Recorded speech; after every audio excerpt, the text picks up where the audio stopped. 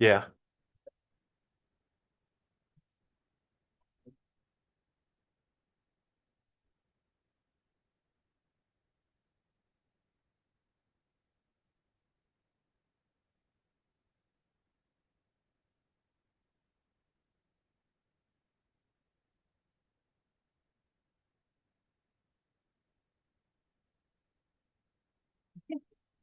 Maybe.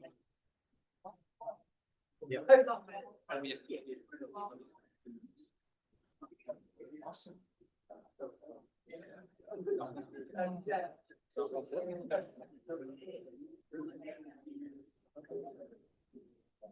Hi, Lisa. I can barely see you back there.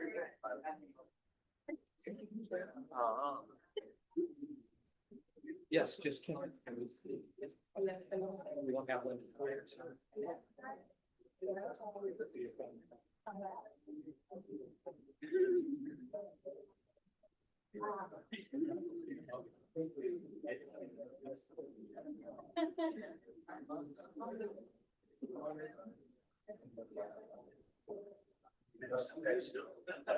What's next to inviting? September 20th. Is that on Saturday?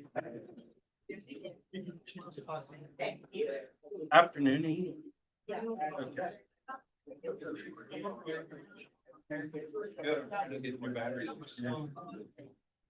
Okay. Good luck with that.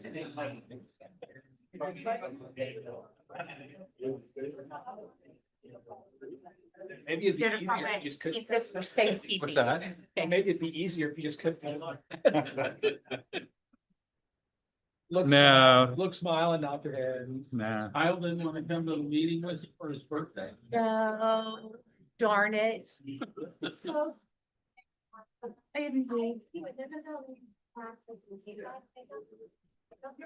Did he? Yeah, he always comes by and picks it up. I know. He's a good guy. Expecting. I'll tell him you said that, Christina. Nobody said. Oh, he just loves you.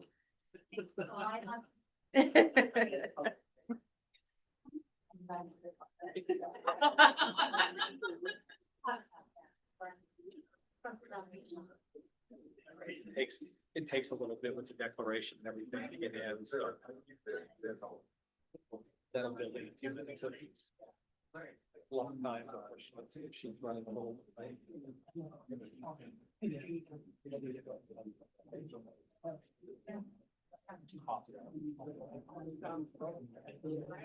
Your coffee smells good. How about, who's on the drive over here? Oh, you did? Uh-oh. But I better get a little half count. Little caffeine.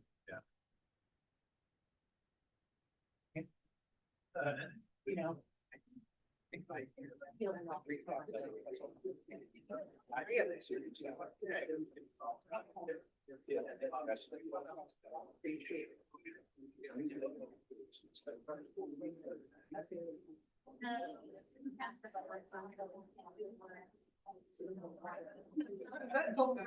Oh. Yeah, I've never met her. Well, I have been in Augusta a lot. Yeah. I love their car wash there. Ready? Yeah. Okay, it is 4:30, so we have a full house. Let us call to order our regular board meeting of the Board of Trustees. We'll start off with our public hearing, but before we get to that, we'll start with pledge allegiance. I Pledge allegiance to the flag of the United States of America and to the republic for which it stands, one nation under God, indivisible, with liberty and justice for all.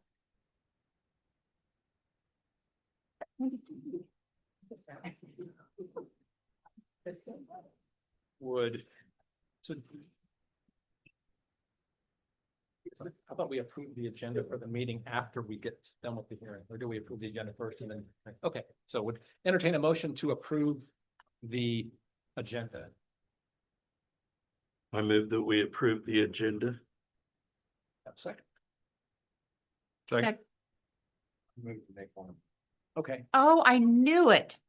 Okay, I move to move item 12, A, open market policy, consent agenda, board action item 11. 11D. 11, 12.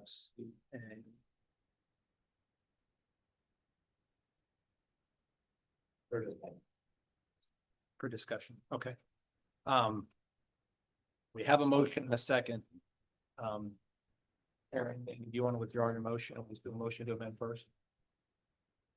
Yes, I think we- I'll remove my, Yeah. so that we can Yeah. approve the agenda We'll just after. view it as a motion to amend with the amendment. Okay. We have a second to the amendment. The motion to amend. I'll second. Okay. I didn't ever hear the motion. To amend. To the amend. Agenda. Who said that? Shelby. Okay, trustee Good. Yeah, it's what moving this to here. This is what you wrote. That's what you meant. Trustee Good. Yes. Trustee Brungart. Yes. Trustee Jolly is absent. Trustee Rhodes. Yes. Trustee Hueslick. Yes. Trustee Shear. Yes. Trustee Smith. Yes. Okay, that passes 6-0. Would now entertain a motion to amend the, Well, or excuse me, to. the approve motion's agenda there. As amended. Yeah. Okay. Second. Okay, Trustee Good. Yes. Trustee Brungart. Yes. Trustee Jolly is absent. Trustee Rhodes. yes. Trustee Hueslick. Yes. Trustee Shear. Yes. Trustee Smith. We'll now move into the public meeting portion, and I've got some prepared comments that are that'll be the same as what you've heard in previous years, I think, but here we go. I declare the public hearing for the proposed 2025-2026 Butler Community College budget now open. The purpose of this hearing is to hear and answer objections of taxpayers relating to the proposed budget and consider amendments to the proposed budget as required by KSA 79-2929, and to consider exceeding the revenue neutral rate as required by KSA 79-2988 sub B sub 3. The budget hearing is being held in conjunction with revenue neutral rate hearing as authorized by KSA 79-2988 sub B sub 3. I am Forrest Rhodes, Chair of the Board. Seated with me around the table are Trustee Good, Trustee Brungart, Trustee Hueslick, Trustee Shear, and Trustee Smith, with Trustee Jolly absent today, as well as President Dr. Tamara Daniel and Executive Assistant to the President and Board Clerk Jennifer Hartman-Weiss. Other Butler administrators, faculty, and staff are also present. To briefly explain the budget process, months ago, we began with recommendations from individual department heads, which were reviewed by our budget officers and senior administrators. In conjunction with parameters set by the Board of Trustees, the administration developed a budget recommendation that was presented to the trustees. At its regular meeting on August 12th, the Board of Trustees passed the notice of hearing to exceed the revenue neutral rate and budget hearing for the 2025-2026 budget.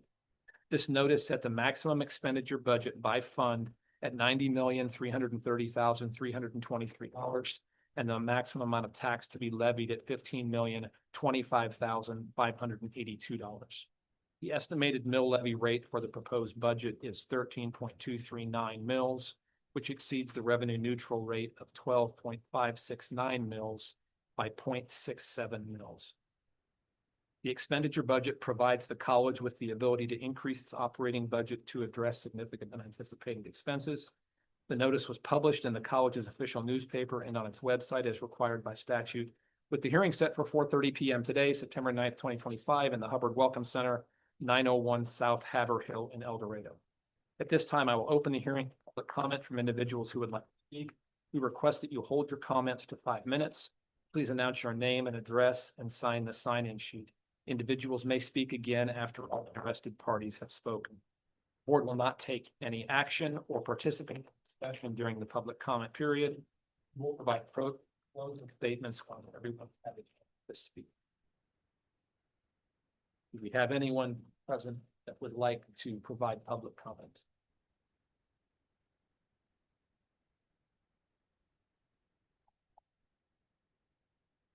Hang out for just a couple of minutes and see if anyone shows up for that. Otherwise, we'll move on.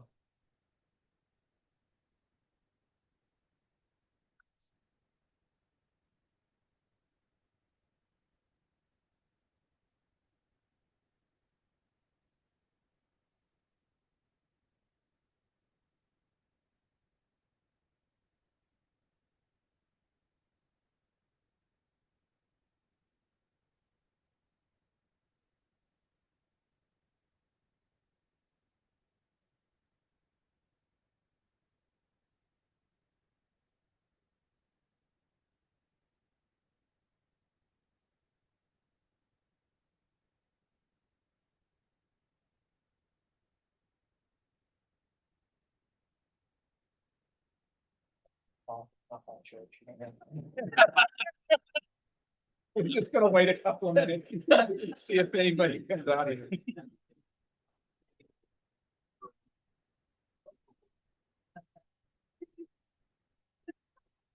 I had the Jeopardy song in my head.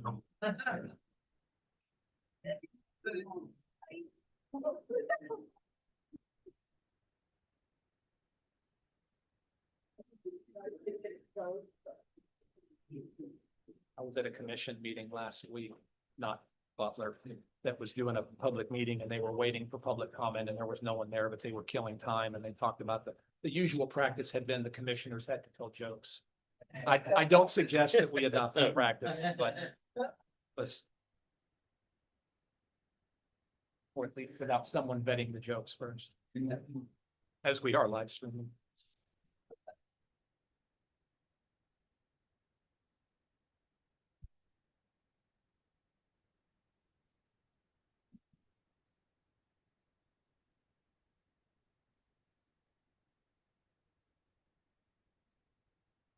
I say with all these people here warmed up this room too. I'm I know, I brought my sweatshirt. Far. Yeah.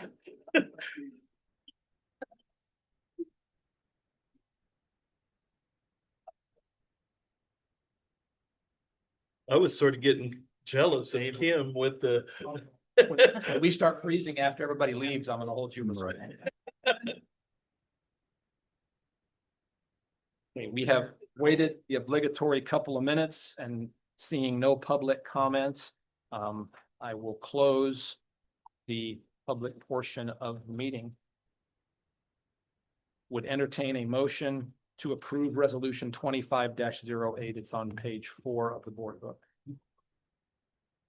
I move that the Board of Trustees approves the resolution 2508, a resolution of the Board of Trustees of Butler Community College, Butler County, Kansas, to levy a property tax rate exceeding the revenue neutral rate. I think just for clarity, why don't you go ahead and specify the The proposed amounts? the proposed of the maximum expenditure budget of no more than 90,333,323, and the maximum amount to be taxed or to be levied of $15,025,000, $582. The estimated mill rate would be at 13.239 mills. We have a second to that. Second.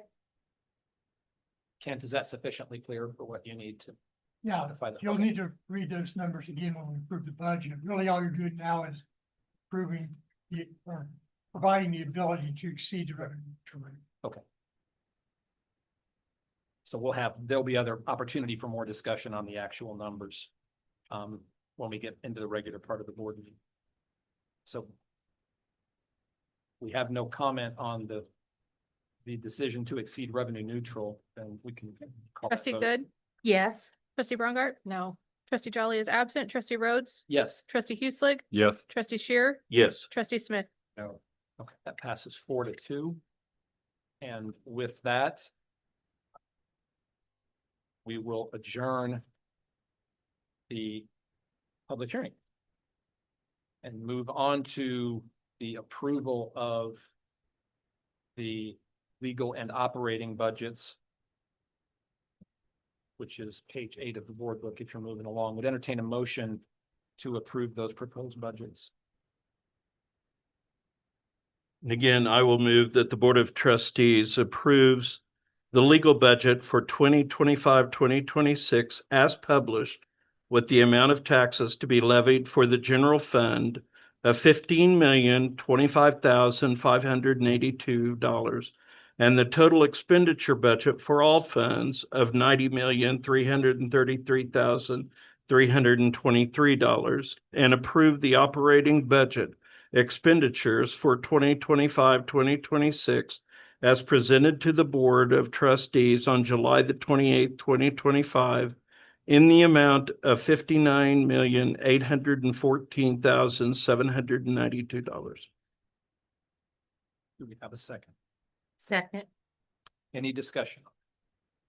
Yes, I'm gonna move to amend that motion to make the taxable amount the same as last year, 14,406,813.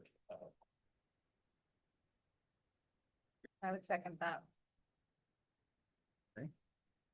My Can I have the number again, please? 14,406,813 on the previous page and. The previous, right here.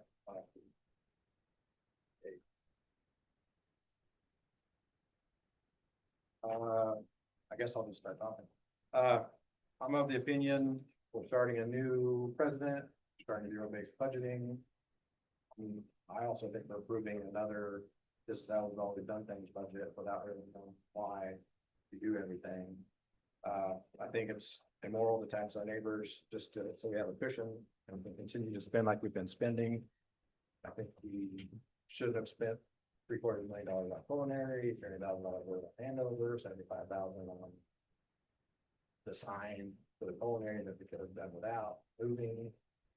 You know, $250,000 proposal for a trampoline thing we did not approve.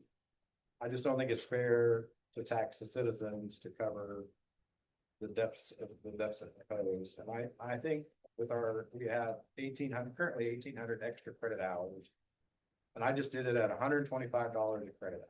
I know we charge fees, books, and it's much more than that.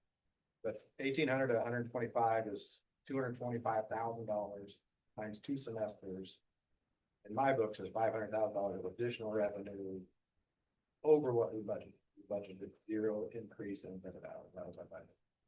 So even at that, we're being told right now, we're gonna bring in almost that whole entire amount. I think it's 618,000 divided by 3,600 credit hours, which would be the 2 semesters is $171 a credit hour, which is about right. Still low. I don't think there's any reason to increase taxes, especially when we haven't found out how we're spending our budget, where every dollar goes. It's just a cushion. And the citizens are never going to get this money back. It's just going to be incorporated in the budget. They're going to have the board raised the budget last year 16%, which was 1.1 million. I forget what it was exactly. That's in this year's budget. They don't get that back. It's tacked on to what they spend or what they have to pay. And we're proposing another 600,000. I know it's only 4,000 person, whatever. That's still it's unfair. So that's why I'm making that move.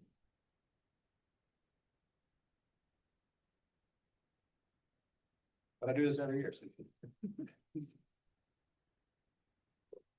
At least we're consistent. yeah. It doesn't matter. But if we constrain the college, this is our job to govern Butler County.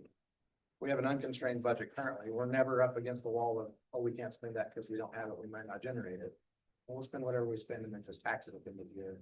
If we feel we need more, it doesn't generate a good way to operate a business if you have that kind of a cushion. It doesn't, you have freedom through constraint, which I say all the time. I think that ignores the constraint that we did impose on the budget, because the budget, as you recall, that was initially put in front of us last December called for a mill increase. And the board, I think very clearly, we didn't decide, but we sent a very clear message that that wasn't going to be acceptable. And administration went back to the board and cut to give us the budget we have. So to suggest that there's been no constraint, I think it's just flat wrong. I didn't say no constraint. I said this would constrain, which would allow freedom to do other things. We could easily charge enough extra tuition, which we're generating at least $500,000 additional for this proposed budget. And we're still wanting to take another 618,000 just because of payment. And even that comment that you said, Forrest, just kind of reiterates the point, which is the only reason that proposal didn't come forward is because the state as a whole was like, hey, community colleges need to cool it. So this organization said, okay, we'll cool it to where we think we'll keep you happy, but still raise taxes, and so that it's in a politically correct manner. That's how I view it. And that's, Yeah, I disagree. I think the board sent the message to administration that we didn't want the tax increase long before we got information from our folks in Topeka that there was pushback on. The pushback was on to what extent we felt like we could be comfortable accepting the valuation increase. The idea of increasing the mill at that point was already, I think, off the table. I don't think the budgets that were even being put in front of us at that point had a mill increase. It was simply a discussion about to what extent we accept valuation increase.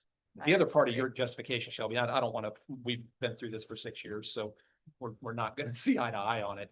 I don't think it's intuitively or dishonest is too harsh. I don't mean it that way. The argument is fraudulent to talk about expenses that were done 3 and 4 years ago that you didn't agree with, and I get that. But to say that what we have today, the budget decisions that we make today, we should punish the college because they spent $600,000 on something with culinary that the board agreed to. You didn't like it, you disagreed with it, but the board as a whole did.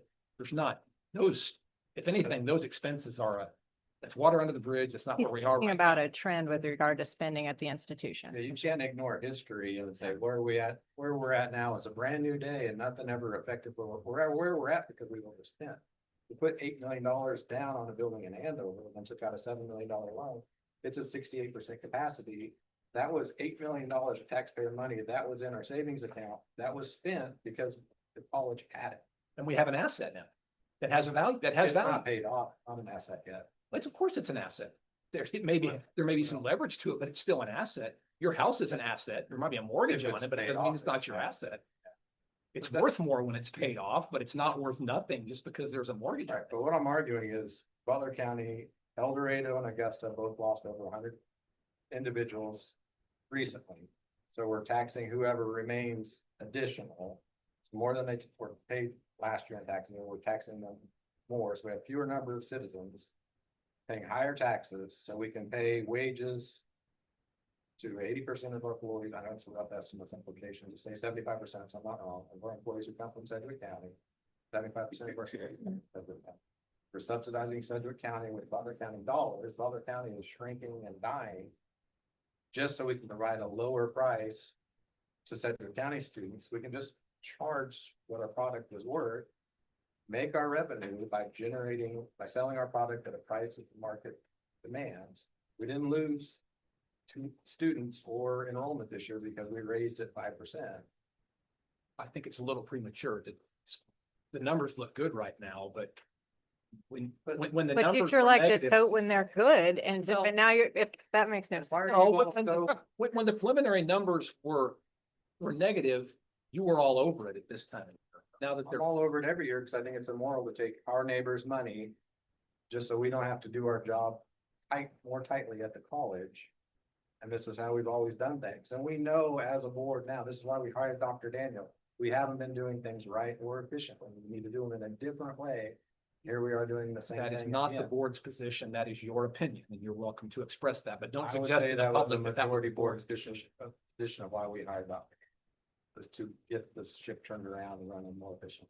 I would disagree that we hired Dr. Daniel because there was an opening of the president's position and we felt Dr. Daniel was the most You're being qualified candidate. disingenuous. No, Why I'm we not, hired but him. I'm not going to share executive session discussion, and I'm not going to allow you to represent something as a board statement that's not accurate. We hired the president specifically because there was a vacancy. We hired her explicitly because of how she intends to right the ship.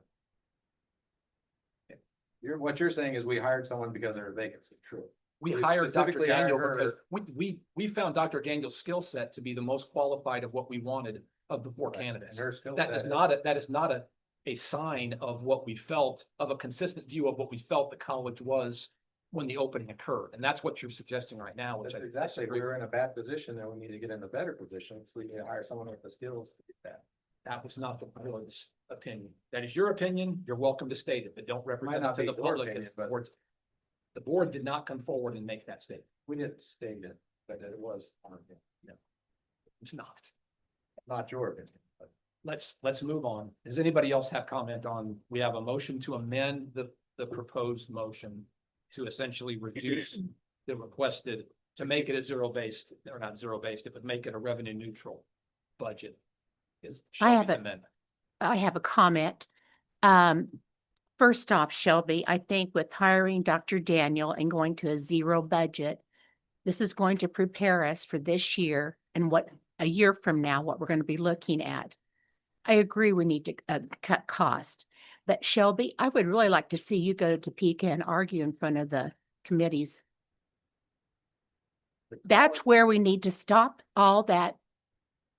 What we're doing now by ignoring what Topeka wants, and they have a close majority, depends on how the governor goes. There could be a giant smackdown on community colleges for us ignoring them. And once they have the power to enforce that, we could be in big trouble because we're kind of thumbing our nose at them and doing what we want. To have the cushion, and some of our spending that we've done has been more than necessary, I agree. and they know that. And here we are saying, well, I just stated we're gonna generate 500,000 of the 618,000. But we don't care, we're just on it anyway, just in case, Only if enrollment goes up again. in the spring, correct? But why don't we set it where we're at, generate that enrollment, and then our business sells that product at that price to generate the revenue we need, and we leave the taxpayers alone for a year. That's fair. I remember one time when we lowered the mill levy due to you talking to us, and then you came back and voted no. I think that was our first or second year. It would have only been if there was a tax. But yes, I'm gonna argue again if this fails for a smaller tax increase, of which I'll vote no to, but it would still save our citizens money. That's my goal. But during the last election, the whole board was all on board and we cut taxes and la, la, la, la, and then we sent out flyers, hey, we've cut taxes this much, we cut your mail this much. New board got elected next year, 16% tax increase. So the board has done it before, all in unison, in an election year when there was iffy on what might happen. The board did move in that manner. But now that it doesn't matter, I just don't see the need for such a paltry amount. Just to say, you know, we could need it, but we could do with that. Shelby, my groceries are going up like crazy. I know yours are too, utilities. I think we need, This is an additional cost to you. Top of that, we don't have to do it. I It's a think, board majority vote. I'm just Okay. making my statement. I'm not gonna get. You remember the numbers that we got from Dr. Dunleavy, and I'll get the specifics wrong, but if I remember right, we're the second largest community college Mhm. in the state. We have the lowest. We have- levy of all. Yeah.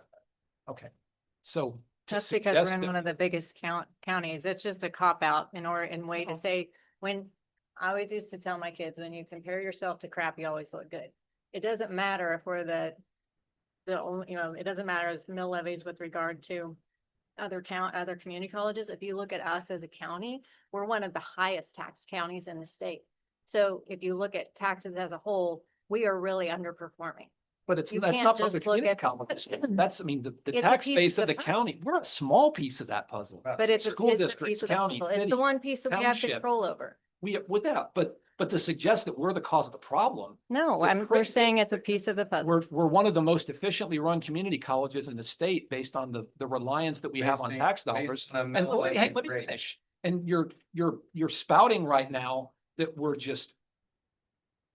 mismanaging our finances because we're asking for money when you compare us to the other community colleges, and we're one of the most efficiently, if not the most efficiently run college in the state. You can't state that with. Based on the. Per capita, I think that's a fair connection to say that we're able to manage our budget and manage and keep the doors open and provide a quality education to the second largest number of students in the state with per capita. I thought we were third lowest, maybe we might be the lowest, one of the smallest tax burdens on our local You're taxpayers. using a mill levy rate, not a dollars levy per house. No, the study translated it to dollars per capita. It was not just a mill levy. But It was an property efficiency rights- number. You guys don't understand property rights. We currently, as citizens, have no right to our property. You don't own your house, you lease it from the government. You don't pay your taxes, they take it away. And when you cause trouble, they take it away, put you in jail, sell it at auction, you get nothing. But we currently have no rights to property. Well, And no, just you, because, I'm still talking, just because you guys want a little extra cushion because the board or someone told you they feel they need it. You're gonna vote for it and take more money from your neighbors. When we could choose not to, and then generate the revenue another way, which we're already generating 500,000 out of it. I think we're generating the whole amount, so. But we don't know that yet. I mean, you're We're not speculating. generating negative, we're not short $618,000. And haven't our preliminary numbers been pretty accurate in years past?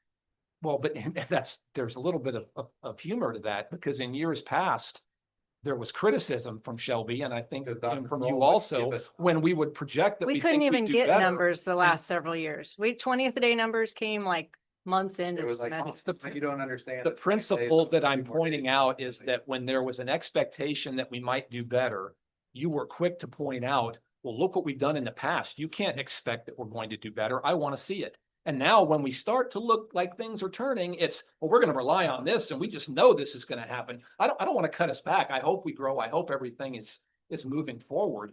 But to suggest that we have enough data to know for certain what the spring is going to hold, to the point of we're going to cut back on our budget because, I feel good about it. That's not how you budget. But that's disingenuous also. I used a dollar amount of $125 per credit hour, which is way below the revenue generated by some include fees and taxes and books and yada, yada, yada.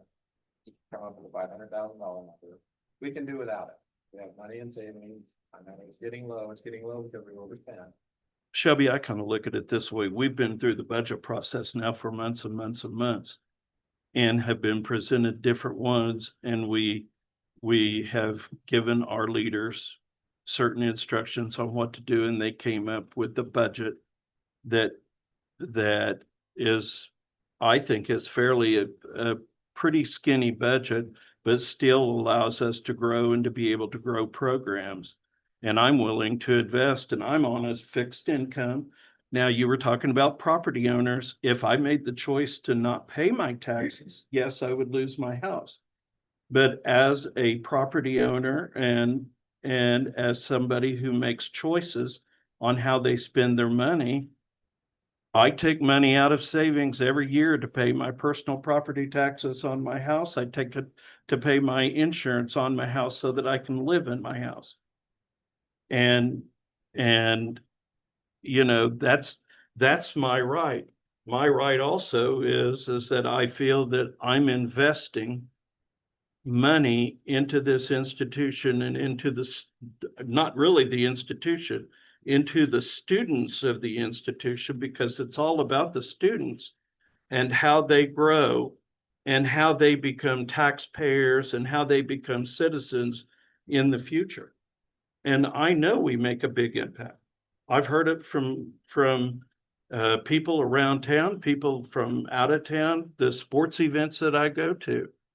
I am happy with our process because ever since November, December, Kent has brought us budget numbers over and over and over again, and we're not hiding anything. So that's my reasoning for voting.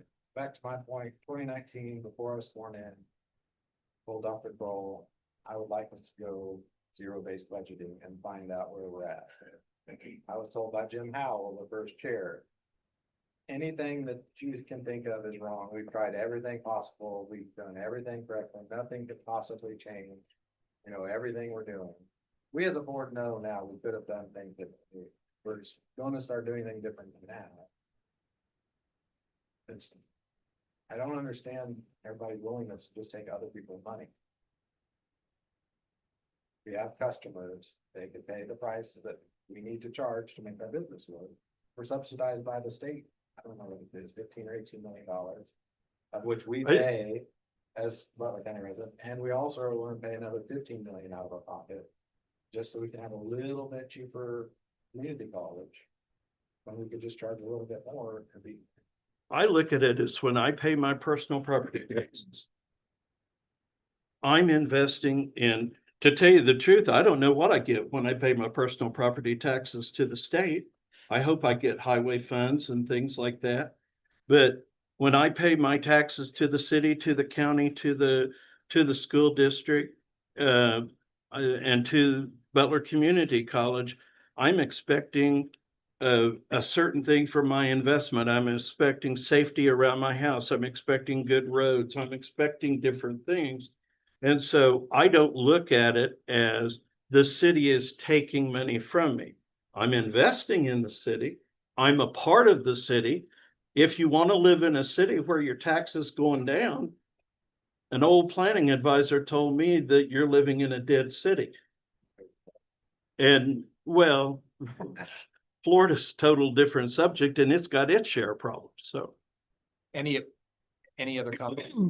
Only other comment that 60% and below Augusta median income is below 49,000. Majority of our people make less than 50. What's El Dorado's?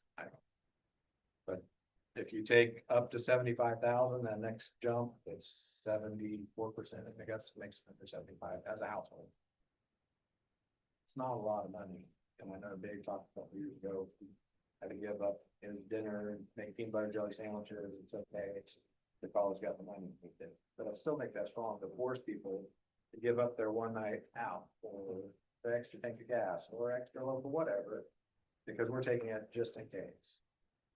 Or for whatever reason, we're unwilling to generate it on our end without demanding it from.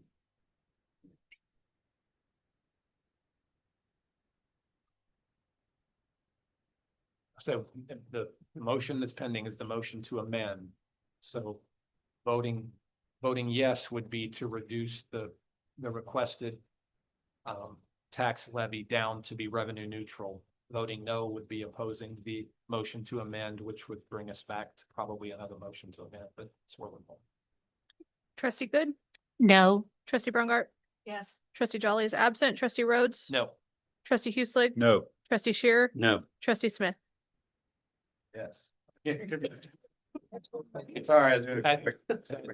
That motion, the motion to amend fails 2-4 to. I'm gonna make one more. We don't need to discuss it a long time. I move to amend the motion to add an additional tax for next year of 118,769 over last year's budget for a grand total of 14,525,582. I think accounts for my version of $500,000 additional revenue. And $118,000 shortfall of what was in the best budget. I'm lost.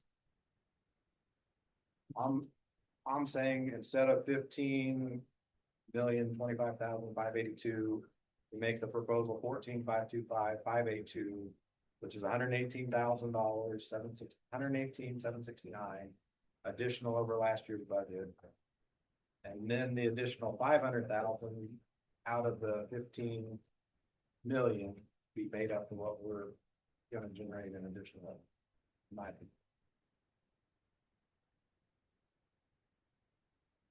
We had the same thing I did last time, so $118,000 back. I'll second. If you guys raise this, you're saying you don't even care if we generate the extra revenue. We're still gonna take the 600,000 We care. just because it's. Okay, We care, Shelby. let's vote. And people can interpret it like they, no, we don't care. We care. Yep. Trustee Good, No. trustee Brongart, Yes. trustee Jolly is absent, trustee Rhodes, No. trustee Hueslick, No. trustee Shearer, no. trustee Smith. Yes, Okay, that one also fails 2-4. we have a motion already. And We the do, motion yeah. is And already that on. one's still, unless there's other discussions, we can call the original motion, which is to approve approve the budget as proposed. With the amount of additional taxes to be levied. And can't correct me, make sure I The describe it, amount of taxes to be levied of 15,025,582. which simply reflects an increase based on the valuation increase for this year. That's correct. Now, we levy. a I tax, think the but motion. levy shakes out The later. motion that was made is the correct motion. Dave said what the amount of taxes to be levied would be, and he put in the amount of maximum expenditures. So the motion that's on the floor is correct with what you have been presented at the July board meeting and what you approved so far. And my comment from an explanation is that that amount was generated by simply accepting the increase in valuation from that the county is telling us to expect for 2025. That's correct. Okay.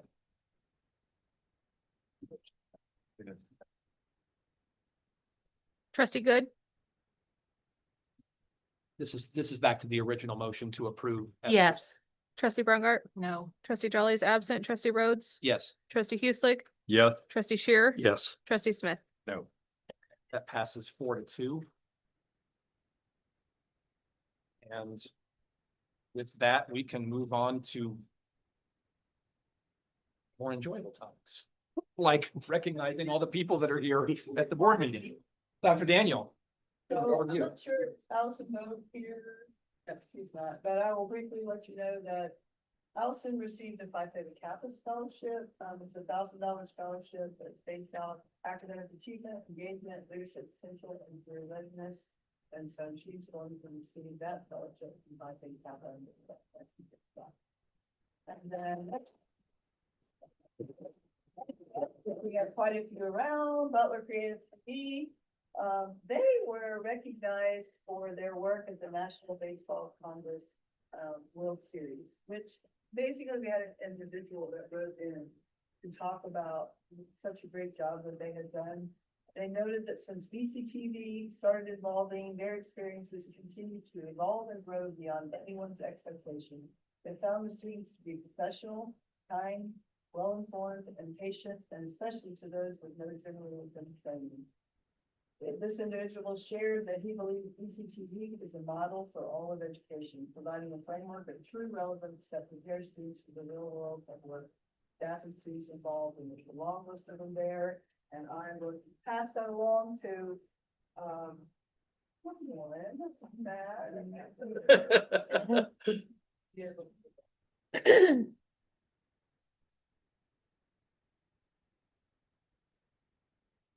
Matt, was the NBC viewing, was it through ESPN? No, they had their own ESP or they had their own YouTube app. But they released some numbers after the fact that said that their viewership has climbed 75% since we started doing their games. So Wow. pretty excited. Yeah. Way of measuring. Congratulations.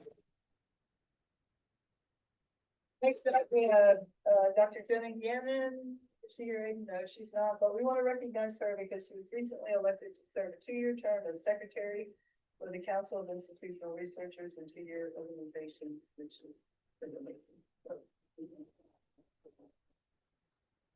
that you can't find that. Other volleyball received the 2025 ABCA Team Academic Award from the American Volleyball Coaches Association.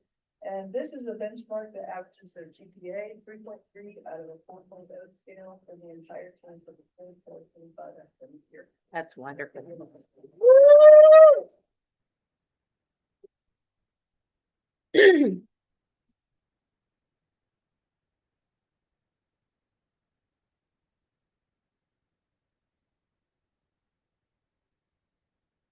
Lisa, is your assistant coach here? Okay, I just wondered who she was. Oh, well, thank you. We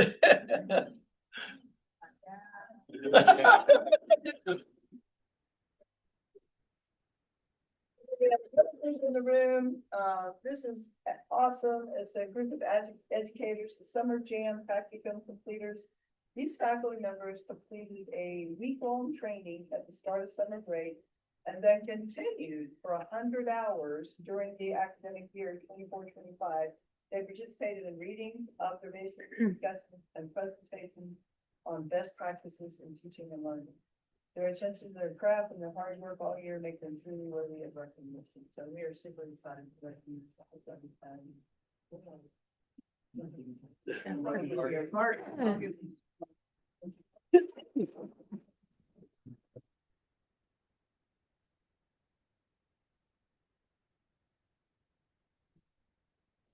Okay, thank you all for being here. Thank you. You're welcome to stay for the rest, but you don't.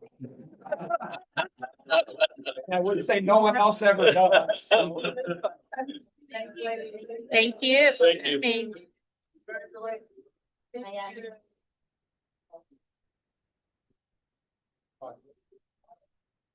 Now the room's gonna get cold. Yeah.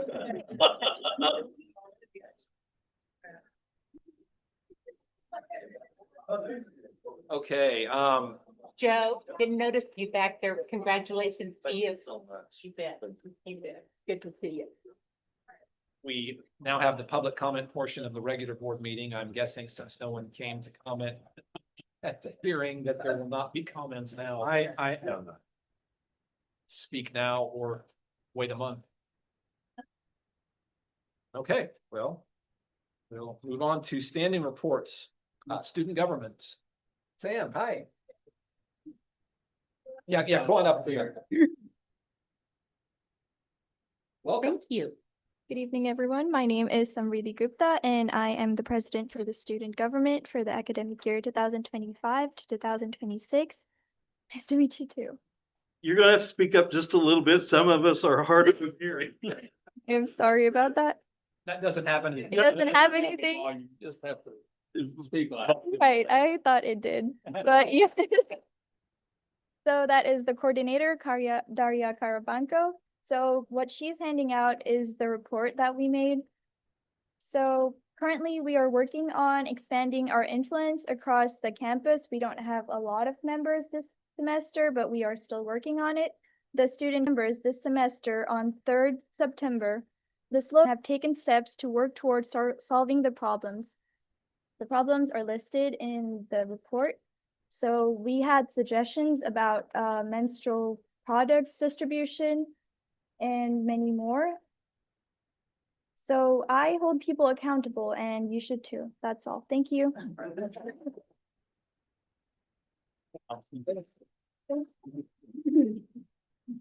Would you let us know if you ever need more products Yes, we would email it to you. or food or whatever for your little store? So we already have a budget for the Butler Student Pantry. It is open during student hours. So, and we have started putting out menstrual products in the bathrooms and it's free. You don't have to go to the SGA room. So yeah, we're working on it. Great. Thank you. Thank you. Yep. Thank you. Any other questions or comments? All right, Thank you. Where are you from? Very good. What do you, Welcome. what do you Where- study? what do you Whereabouts study? in Virginia? Huh?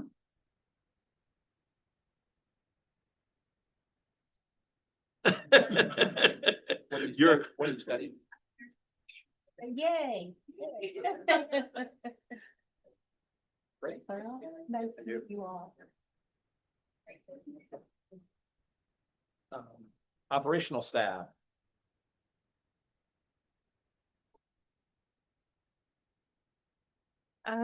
We had a great turnout for our welcome back tables. Only had to deal with the rain for one little bit, but we survived that. And then we have our meeting this coming Thursday. Talking to some of the officers, we're wanting to start and do some more community involvement. Do some volunteer work throughout the community and get some more people involved in that, so. Not much going on at this point in time. Thank you. Thanks, Carrie. Professional employees. Neil. Hello. This past month has been a real whirlwind. It's been crazy busy, but in a good way. We've got lots of cool plans in the works, which we'll tell you as they roll out. The professional employees negotiating team will be having our first planning session this Friday. We're going to discuss possible topics for our notice up letter. And after this initial meeting, we're going to be sending a survey out to all of the professional employees in early October in order to solicit broader input and to get an idea of which topics are of most importance to our colleagues. Then we'll have one more meeting to finalize our topics, and the plan is to exchange our notice up letters by November 30th and get actual negotiations going early next semester. Aside from that, I do get to announce tonight the recipient of this year's BCCEA scholarship. This semester, our scholarship committee has selected Jaden Exley as the winner for the BCCEA scholarship for students interested in a career in education. Jaden could not be here tonight. She's working, so I We'll give her. Well, I would like to tell you about her just a little bit. She is an elementary education major whose interest in education comes from growing up in a family full of teachers. She's always enjoyed helping her classmates work through challenges in math, reading, and other subjects. My favorite part about Jaden, because I identify with it, is that although she does not claim to be the smartest in her class, she credits her strong work and organizational skills for her academic success. And as a teacher, I love that. And I also feel that way.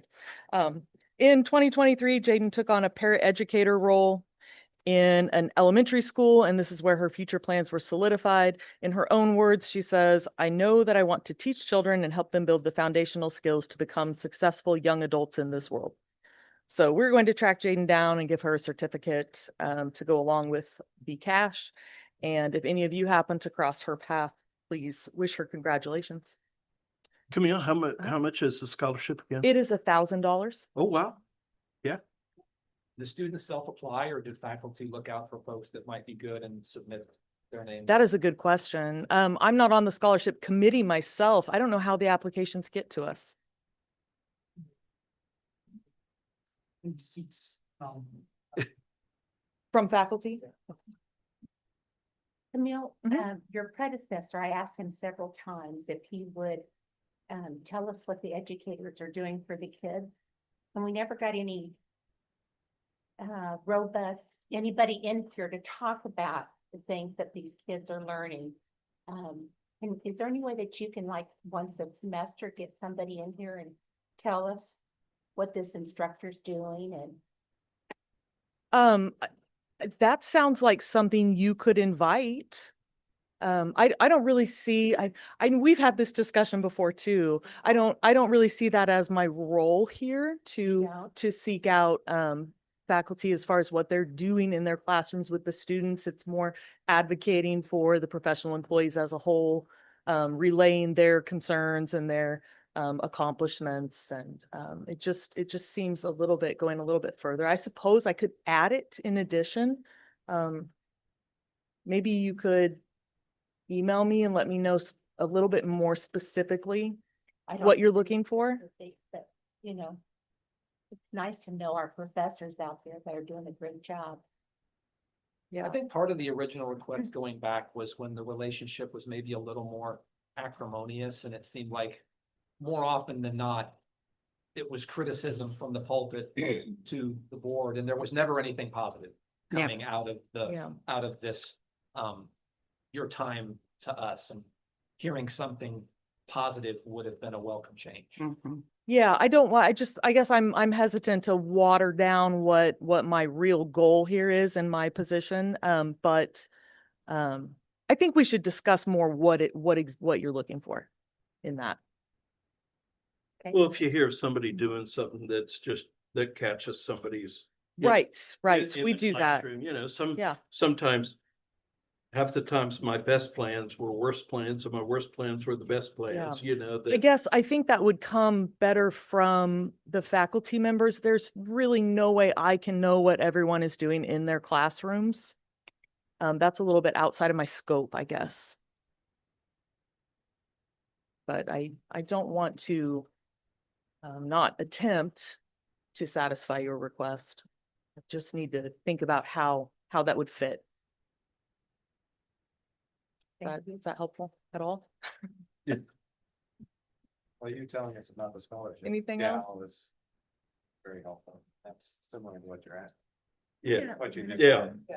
No, that was great information. Okay. Anything else? Thank you. Thank you. Board Finance Committee, there is no Linda, so Dave. And I only have just a couple of things. One is on the 2026 budget, in the other sources, the percentage from last year to this year is a little bit down. And the reason for that is that we had less revenue and we pushed out the maturity dates of some of the CDs that we've invested in. And then on the institutional support, Or wait a minute, no, that's the auxiliary, wasn't it? Yeah, there's some timing problems on that to where one time we did it, this time it didn't happen during the correct time, and so we're doing it at a later time, and it'll show up. It'll show up, I- and that's all. Okay. Foundation Board meets next week, so have a report at the October meeting. Okay. So first up, I actually have a student, Miss Abby George. She's over here. If you want to come up to the podium, she's going to talk to you for a few minutes. So Abby has had a story out in the news, but I've asked her to kind of bring you a different story. We met and she talked about, so her choices for Butler. She graduated last December 24. She now is running she was a culinary student. And she's running a sweetie pie bakery through the farmer's market outlet. That was her goal. And she is a really neat young lady and a great little entrepreneur. And so I wanted you guys to hear from her. So she's going to talk to you for just a few minutes about her story. Hi. As she said, my name is Abby George and I graduated last fall. So this is just a story of how I found Butler and how I grew my small business, what it is today. I grew up baking with my grandma. She just taught me everything she knew about baking and just made me love it. When I was 16, I decided that that was when I wanted to start a baking business. So I started looking into schools. And I considered both Redler and WSU. And the main reason that I chose Redler was because it was cheaper. That was important to me because I was paying for it myself. So I chose Butler and it was a great decision. It worked out really well for me. And I heard from a lot of students who transferred over from WSU after I got there, and they said that our program was better. So I was like, yeah, I knew that. That's why I'm here. So, yeah, so it was a little rough getting started just because it was more of a shock. It wasn't what I was expecting. I think most people assume that baking is just fun little hobby and super easy. And so that's kind of what I thought too. And so when I got there, I was kind of surprised that the instructors took it so seriously. And it was the work involved was more than I thought it was going to be. Going from hobby baking to very precise commercial baking was a big change. And in the beginning, it was not very fun. And a lot of students dropped out the first semester, and I wanted to drop out too. But, I invested my money in it. And so I was like, I'm going to give it a shot and I'm not going to drop out not in the first semester. I'm going to give it at least a semester before I do anything like that. So yeah, I just kept adjusting to changes. And another thing I did not realize was that you actually had to wear a chef outfit to go to classes. And so the very first day of school, I hid in my car and waited to see if everyone else was actually wearing them. Otherwise, I was going to take this off. So, but it was a great time though. I mean, it was a uncomfortable stretching and growing, but largely the reason that I succeeded, I think, was due to having really good instructors and the connections that I made and the opportunities I received. Some of my instructors were too hard on me. Some of them didn't care enough, but the ones that got it right are the reason I'm standing here today telling my story. And so Lori Bruce was my culinary math teacher, and she really just kind of reached out to me and took me under her wing and answered any questions that I had. She was selling her stuff at a farmer's market, which is what I wanted to do. And so I just learned everything from her. And she invited me to start farmers markets. And she was very honest about the challenges that would come, but she was also matched that with encouragement and willingness to help me. And so through my classes, I kind of questions I don't think I would have thought about were brought to me, like, think about what you want your business to be, what's your edge, marketing. And so several things that made my business very distinctive. I developed a logo that was very memorable, quality packaging, differences in portions. And I don't think I would have thought about any of those things if the teachers hadn't talked to me about it as extensively as they did. And I think that there was a reason that my degree at Redler involved a lot more classes than just the baking skills classes. They helped me a lot. And Redler saved me from making a lot of mistakes. And I don't think that you can't do it without going to college, because I know a lot of people who have succeeded without college, but I think that I was successful faster because it just saved me from making a lot of mistakes that I just wouldn't have known about if you hadn't been there. And that's my story up to date. I mean, a business is never done improving and expanding, but until now, that's where I'm at. And if you have any questions, I would take any What questions. farmers markets are you working? Kansas Grown on the west side. So it's 21st and Ridge every Saturday. And what is your specialty?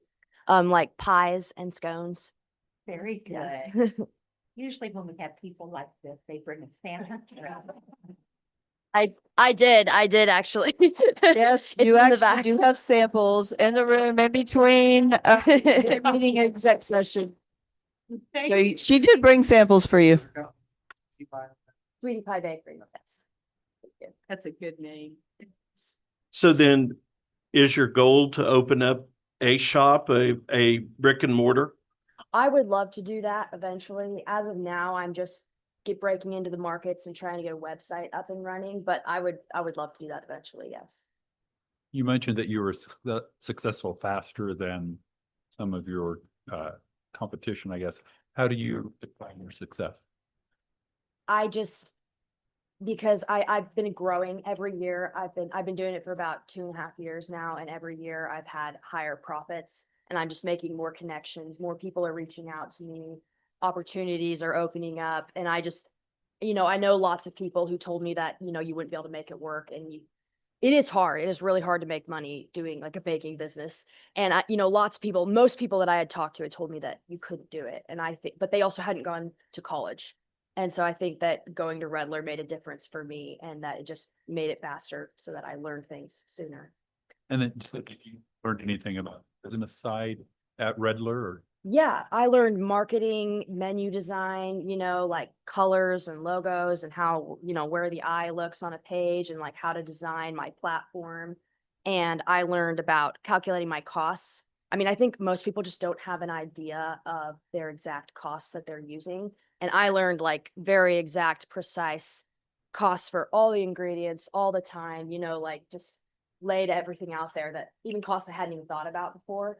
And I mean, that can easily break your business if you don't understand your costs. So that was a very helpful class that Lori taught. It was culinary math. So your website is Sweetie Pie Bakery? Yes, I don't have a website yet, but I'm on Facebook though. You're on So Facebook. yes. Okay. Thank you. Thanks for sharing. Thanks. Yes, Yeah. very nice. Thank you. Thank you.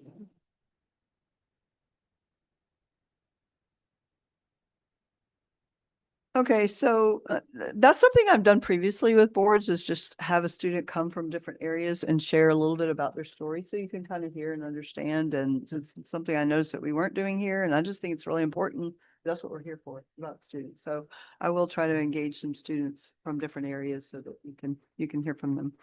The second thing is the week of classes started August 12th, and I spent that week lots of days out and about on campus. Dr. Robinson was with me quite a bit, for some of those. We went through classes, just met students, talked. I did see some fascinating teachers in their classes do some very interesting things. And there's one over there in the corner that definitely I was very impressed with. It was so much fun. I mean, the students were really very engaging. The faculty were engaging. They were a little suspicious at first when all the cameras and everything are coming with them, and they're getting videoed, but they warmed up really quickly, and it was a really great feeling. It's fantastic to see the start of the semester and to see everyone so engaged, from the faculty, the staffs, to the students. I saw the up staff welcome booths were out. I mean, our people were out and about and really engaging. And I absolutely loved, that time on both Andover and on, El Dorado campus. So that happened. The next thing I think is, I was able to get, Jennifer helped a lot with this, the superintendents from Butler County all together in a meeting. They apparently, Well, almost all of them. Wow. Yes, there were a lot there. Might have been one or two missing, but most of them were there. And so we had basically just a roundtable discussion. I wanted to hear from them. I wanted to understand, what their needs were so that I could look at what the collective needs were and also what their individual needs are, because every superintendent and their district is a little bit different and their focuses are a little bit different. And so we will begin to have some follow-up conversations. We talked about things. I felt like the meeting went really, really well. We've already followed up with Matt Ward and Augusta, some detailed conversations there with DJ Engineering. We're going to be partnering them with them on some specific things because they've passed a bond and, they've got some needs that they have. So that was extremely productive. There were lots of comments made about, I'm excited to see, what Butler can do for us, because that's the way I presented it. I feel like Butler is here to serve them and what their needs are. So we have to kind of make that work. I'm looking forward to those partnerships. Upcoming dates, October 30th, this would be one the Board of Trustees would be invited to, but we have a legislative lunch planned for October 30th. And so that is on the books. Tom Borrego is heading that up in terms of getting the legislators there, but we'll have all talking points from the community colleges in general as a whole, but you're welcome to attend that. Also, on November 18th, we are having what we call talent talks. That is local business and industry are invited in for roundtable discussions about, what their needs are and what's happening in their areas and what we could possibly do to serve them. So that's October 30th and November 18th. And then internally, the VP staff, we've been working on a lot. But one of the things I think is super important to at least mention, because they're making great progress on it. Our college committees, we have reviewed all of them at the college, and we have, X'd off some things that we think maybe need to be sunsetted. And we have created new committees that we think are important. There's a data committee that has been created. There is an academic program review committee that has been created, and we have a couple others as well. The most important thing is we're reviewing all the charters now. Staff's done a great job on that. Most of them are completed. We've got a few more to look at, but we are going to host those on a site where internally we have transparency on them so that everybody can see them. So if you're a faculty member and you're new and you want to understand what a committee's about, you can go to that, tile in My Butler, and you can look at it and see the charter. What is it about? You can see the agendas, the minutes, and when they are meeting, because how do we know what each other is doing if we don't have a place like that? Christina's team is doing a great job, trying to curate that spot where we can house all those things, but it's just a lot of transparency and will help people understand the activities that are happening on the college. And, if they're part of a meeting, we can see how engaged they are and what's happening in that. And if they're not part of a meeting and they want to learn about something else, they have a way to go and do that. So that's some important work, and we're making great progress on that. And then the last thing I just want to mention, which was kind of an interesting experience. Yesterday, I was asked to go to the Federal Reserve Bank in Kansas City for a roundtable discussion, is what I was told. But when I got there, in fact, there were really only two presidents there, myself and also a president from San Juan College in New Mexico. We were the only two there. And we sat with the president, Jeff Schmidt, and his research vice president, Lee, and another member of his staff. And basically, he told us, he couldn't really tell us why. He said his staff chose who came, but we were chosen for a reason. It wasn't a random choice. It was something that they worked on. But he's going to partner with us and have further follow-up discussions about the workforce labor data research information and what we're doing boots on the ground, in the area. I was very fascinated by the whole process, and I think that's a great thing for Butler, because we will hear state-of-the-art information that's coming out and taking place. So that was great, and I'm looking forward to the future conversations, that we have there. So that's all I have for you. Educational facilities, we were supposed to meet tomorrow, but that got postponed for lack of stuff to talk about. Yeah, I think the administrative manual that they wanted to present to us isn't quite done, and so I think it's probably going to be next month. I do want to say something though, because one of the superintendents couldn't wait to call me and tell me about how impressed he was with you. So I just wanted you to know that you impressed one of the superintendents who felt that Butler had passed them over.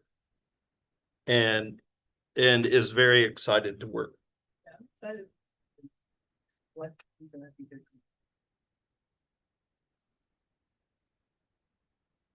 Okay, we don't have a board strategy, or we don't have a monitoring report to go through tonight, so we'll go right to our discussion items.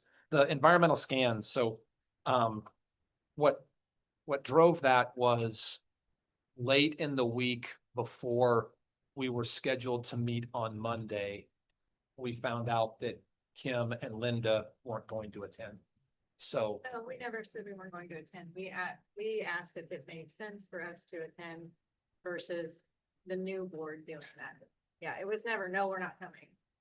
Just for the record. okay, I guess I misunderstood. I thought that the decision that, okay, well, No, there was no. we didn't want to. Okay, well, thanks for To be fully clarifying. honest, but we were like, if it's something that the board really wants us to attend, then great. But we didn't feel like it made a lot of sense considering we're going off the board and not running for reelection. So, you know. There was no opportunity to have a discussion about that before. By the time we Right. found out about that concern, there was no opportunity to talk about it I wasn't trying to be before. standoffish. I just Monday. think it may, again, if the board says tonight, hey, we want to do the scan with Linda and I present, we'll be there. I think it makes more sense to do it with the newly elected board since it's going to be a future projecting kind of thing. And, you know, that's, Well, that, Linda and I both, I wish she was here to back me up. I look like a little brat that's like, no, we didn't pick up. But, you know, to spend 4 hours on something that we're only gonna have 3 months invested in, and it seems like something that the new board ought to be doing. therein lies the discussion topic as to what the board wants to do. We can, Daniel White, our facilitator, we can bring him in later this month, early next month. Did he have an opinion one way or another? Cause I thought His opinion was to move forward now. to have it now. My opinion is you two have been here for 4 years and you know what has been going on. And that's the We're other all in side of hiring it, process together. We need to get this going. right? Not wait for 3 new people to show up and don't have any idea what's. Right. Like that. I- Or 2 new people like that. My personal statement with that would be, okay, if I'll be listened to, because I have yet to be listened to in this room, quite frankly, tired of wasting my time with it. So that'll be, you know, yeah. So if Tell us what you really. well, I'm contributing to a conversation. I don't understand it. But we would have people come speak to us before and it talks about compromise. And then so I would try to make a motion that I felt was a compromise and it's like, oh, no, we're still gonna say no. And not just about taxes, it's about things that have gone on for 4 years. So, you know, I'm like, if what I say will actually be taken into consideration, I'm happy to show up. But I don't feel like what I typically say is taken into consideration, so. Oh, of course. So I think 2 things that are relevant here are, one, we are completing the checkoff box for HLC, and I think the more time we do that, the better for us. The other argument that, you know, Daniel brought up is, do you want this as like this SWOT analysis, or do you want it as strategic planning? I will tell you, the VP staff, we have started to embark on. I just didn't want to wait, you know, a really long time. And I do think that the SWOT analysis is supposed to include our strategic planning, so I feel like the data and giving where we are, and then the new board members kind of have already said, you know, here's what happened out of it, and here's how we'll move forward with it. But that was my thought, and I do think checking the box and not letting the data get too old is probably important. I thought there's a lot of good feedback from everyone, report, staff. And I think my staff, you know, from talking to them, they would like people to really kind of get information out of it. I think hearing Linda's input would be tremendously more valuable than 2 trustees who don't know anything about how the college runs. And they're here. I mean, my first 2 months, it was like drinking through a fire hose. I was doing everything I could to try to learn things. You could make some intuitive suggestions because you bring your history into the position. But I didn't have any history within college to be able I feel like make. I don't want to say they're not meaningful. Every input is meaningful, but I think your and Linda's input would be more meaningful than someone who's just coming in off the street. Have that as like my input will actually pretty fast. Yeah, that's fine. I mean, we can definitely whenever it makes sense. But like I said, not trying to be difficult. It just. Get that we don't have to decide anything. There's nothing to decide, but I get the sense. We would the just shoot out consensus some is dates to- and we get a consensus. To work with Daniel to identify some dates, maybe in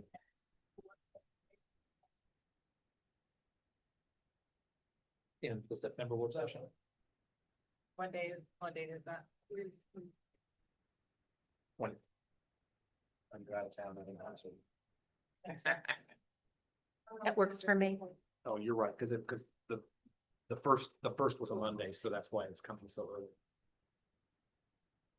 I mean, I suppose we could push also to the 29th if we had to. I think it makes more sense just to do it on a work session. I think. Yeah, I would think move the work session, but yeah, that's if everybody's got the 22nd already blocked out, then that's I do. But if Daniel weren't available on the 22nd, the 29th would work. 22nd or 29th, whatever is calendar. Thank you. Thank you. Yeah, either date would work for me.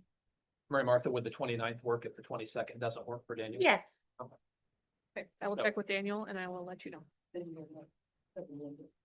Yes. Okay, thanks, everybody. Get you checking you.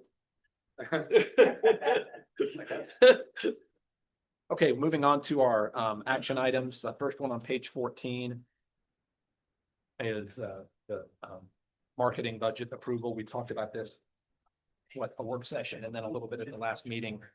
Kelly, you're here, so come on up.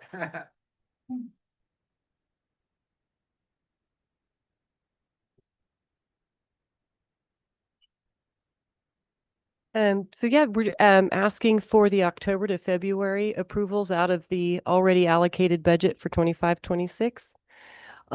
It is businesses, I mean, it's the work that's the same work that we've been doing. Just asking for your approval for that. And this would include the monies that are going to She as part of their support for marketing. Is that what included within? Yeah, this is just what we put through our advertising agency. Oh, okay. Yep. I have allocated money for She out of existing funds, though. It's just not part of this. And we just had an initial conversation yesterday, so we're starting to get that rolling, and I'm excited. So how I've got the budget laid out right now, I expect it to change because we're going to be starting some different innovations and some different strategies. So I'm excited about it. Any Okay. questions for Kelly or entertain a motion to?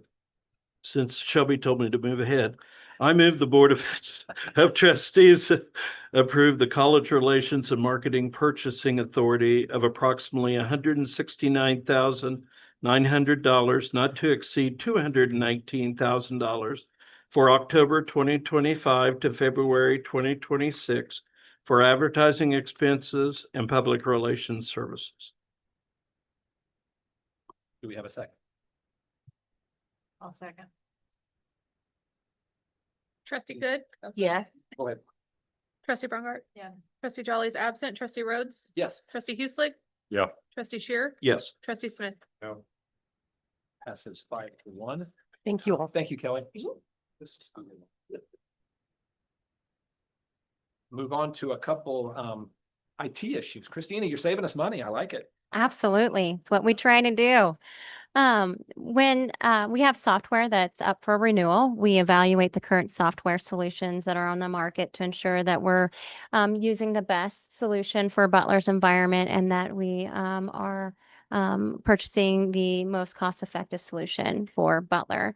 The current call center solution that we utilize today by the service desk has been a sound and reliable solution for the past 3 years, but we're needing a little bit more. We're looking for more integration into our ServiceNow ticketing system.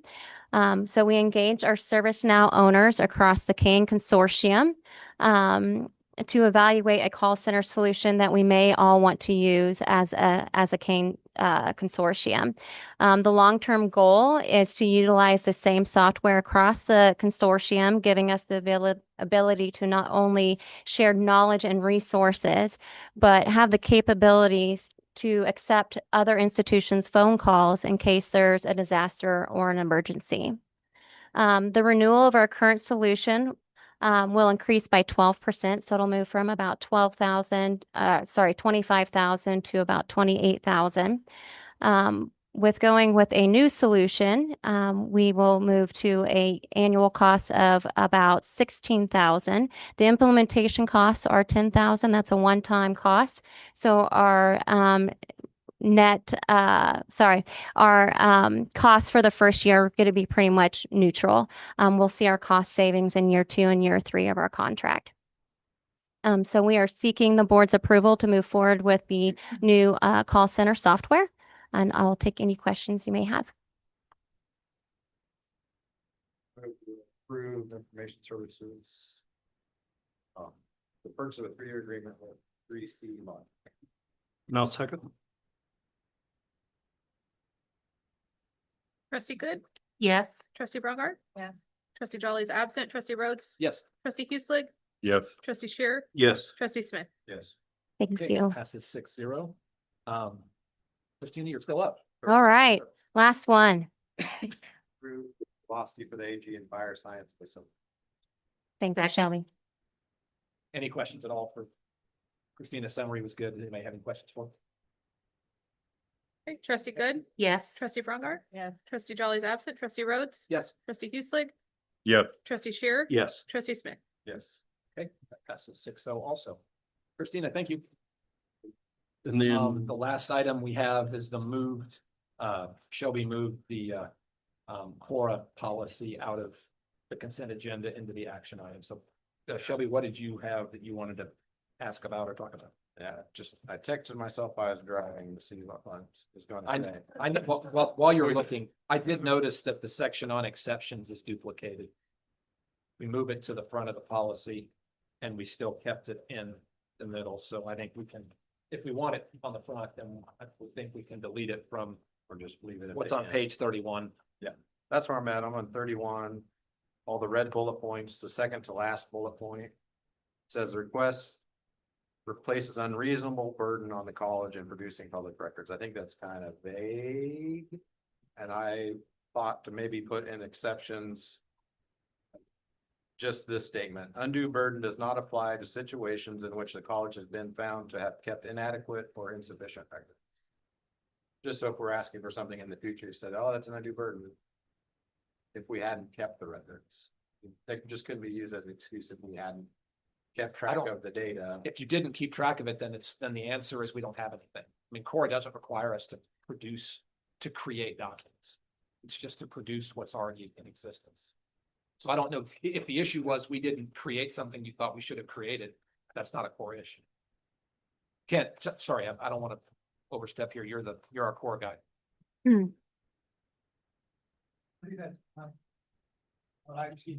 If we don't have a record, then my response as the open record officer is we do not have that record. I'm just worried if there's something that should be public knowledge and we don't keep a record of it.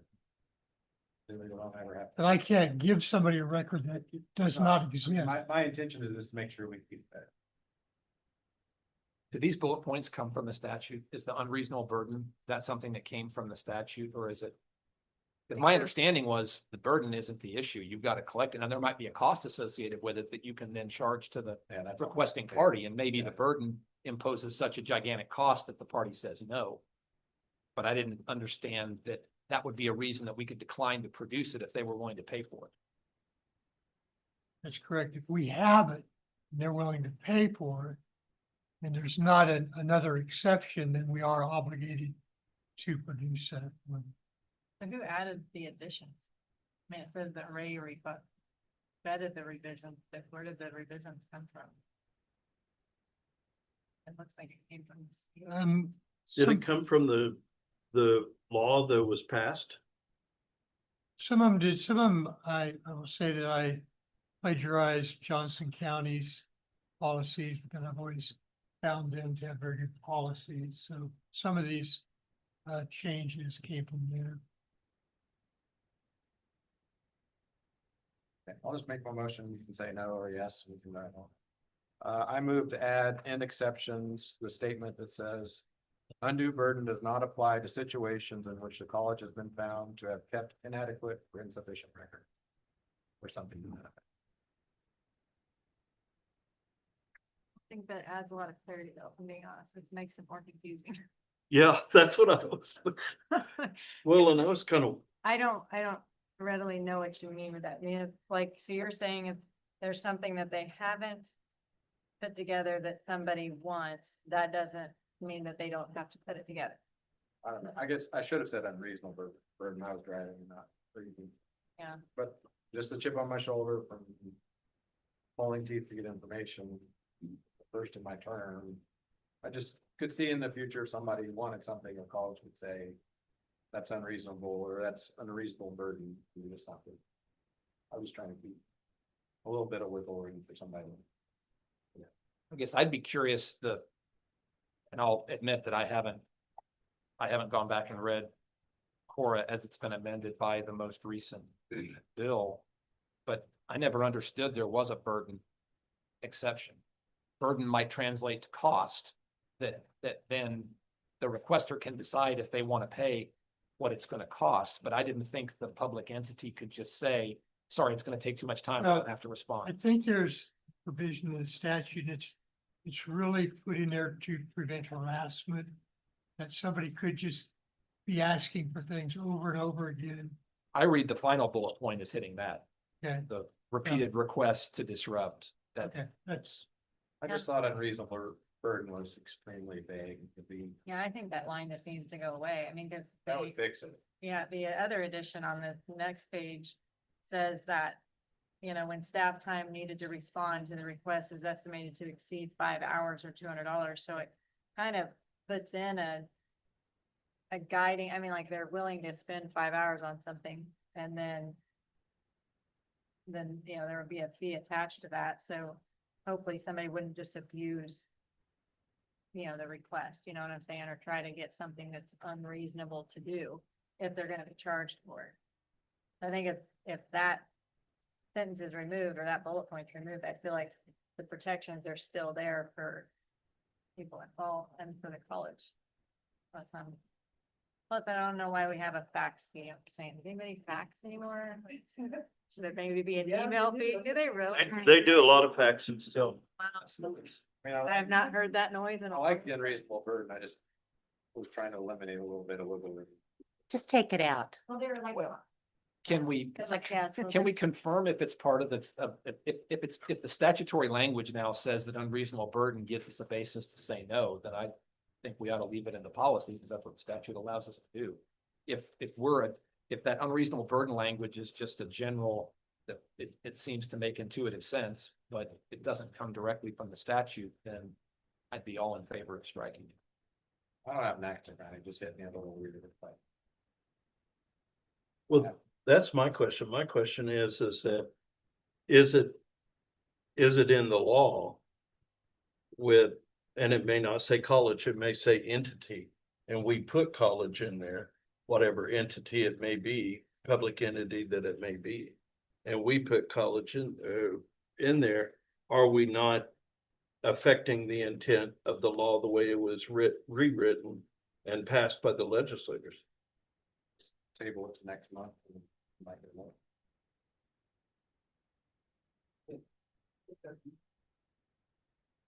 Okay. We'll take that one. I'm not trying to cause a big scene. It just seemed a little weird. Okay. No, we'll That was the only- revisit that. So do we need to vote to table it? We didn't vote to approve it, so I Okay. think No, let we it. don't. Just move My on. motion dies. Was there a mo? Yeah, there was never a Yeah. motion to. There was a second, so. No, okay. Okay, then, would entertain a motion to approve the consent agenda as we amend. I so move. Second. Trustee Good, Yes. trustee Brongart, Yes. trustee Jolly is absent, trustee Rhodes. Yes. Trustee Hueslick, Yes. trustee Shear, Yes. trustee Smith. Yes. That passes 6-0. last item of business is our, oh, I'm sorry, I'm jumping ahead of myself.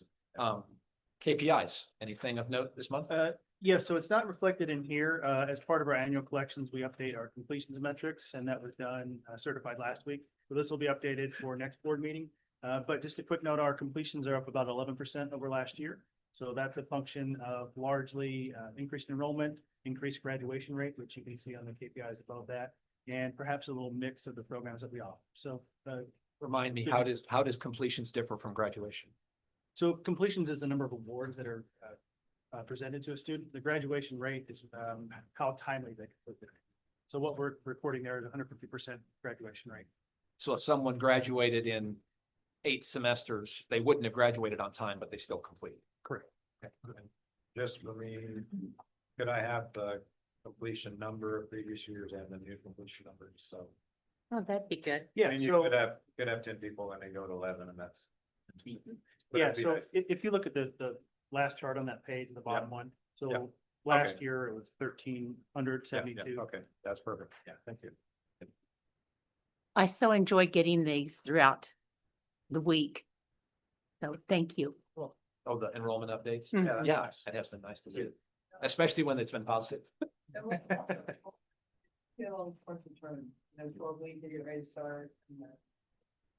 It does get us all on the same page, everyone in the whole. What is like on the graduation rate? How many semesters does a student have? I know like in high school graduation, you have 4 years to complete. Anything beyond 4 years, then it counts against your graduation rate, but but then the completer gets the. Yeah, so the standard graduation rate would be 150%. So for most of our degree programs, it's going to be 3 years on our 2-year associate degree. So if you are a first-time full-time student and you complete within 3 years an associate's degree, then that would be considered a successful graduation rate. Okay, thank you. Dr. Daniel, anything of note on the calendar that we should pay attention to? Yes.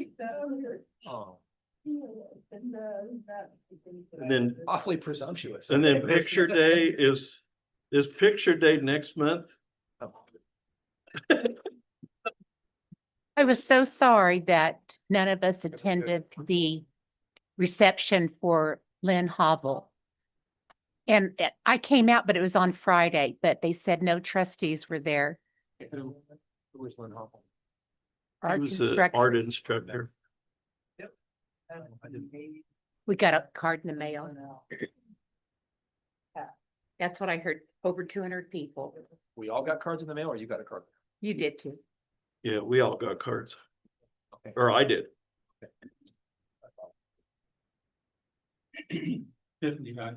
Well,